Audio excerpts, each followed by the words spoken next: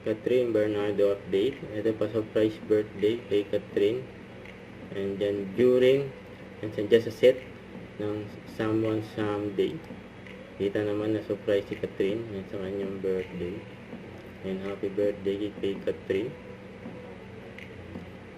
And maraming bumati kay Catherine. Ayan siya ni Catherine. Ayan mga bumati kay Catherine. And Ivy Clinic. Saka CAD Family Dental Clinic. Saka yung Pure Foods and Pinoy Favorites. And then ika-decision sa screen. Saka ito pa for Fresh Philippines, I Want.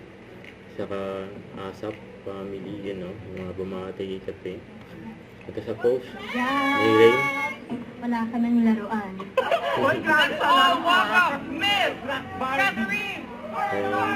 Banding nila ni Catherine during Pilipinas Got Talent.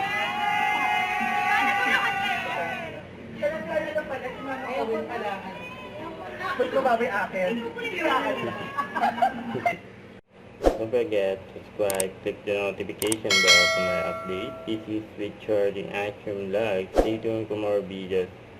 See ya.